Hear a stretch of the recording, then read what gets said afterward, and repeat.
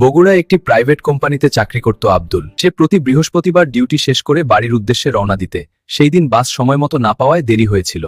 মডারে নেমে একটি রিকশায় উঠে রঘুবাজারে নামে। নেমে দেখে সুবাস, তার বাল্যবন্ধু। কিরে সুবাস, কেমন আছিস?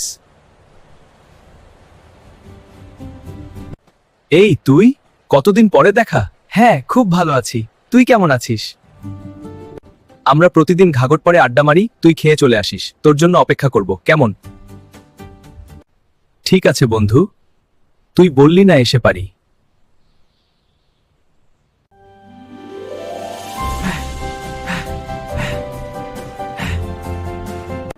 বাজারের কাছে আমার বাড়ি। আমি এখন বাড়ি যাই।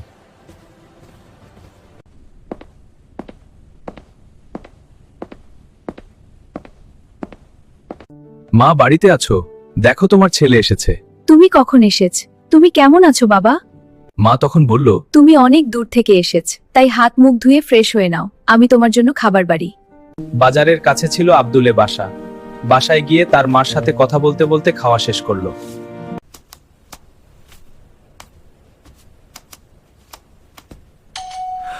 একটা বাজার সাথে সাথে কেউ নেই, সবাই মনে হয় চলে গেছে।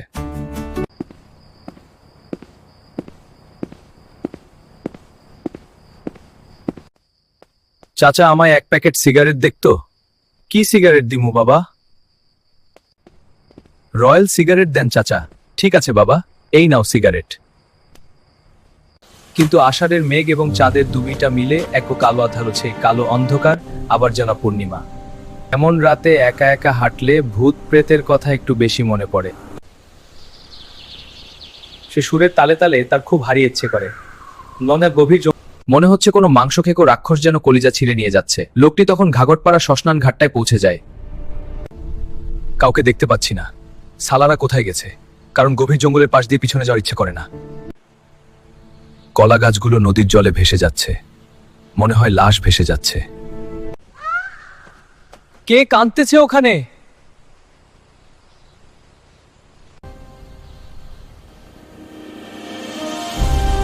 ভগবান, আজ একটুর জন্য বেঁচে গেলাম। তো রংপুর গিয়েছে 3 দিন আগে। তাহলে সুবাসের চেহারা নিয়ে আমাকে কে বলেছিল ঘাগটপাড়া যাওয়ার জন্য? আজ থেকে অনেক বছর আগে ওই জায়গায় একটি ছেলে ও মেয়ে বিয়ে দিনে পালিয়ে এসে এখানে গলায় ফাঁস দিয়ে আত্মহত্যা করেছিল। সেই থেকে এখনো মাঝে মাঝে সেই মেয়েটি দেখতে পায়, অনেকে আর কাঁদে।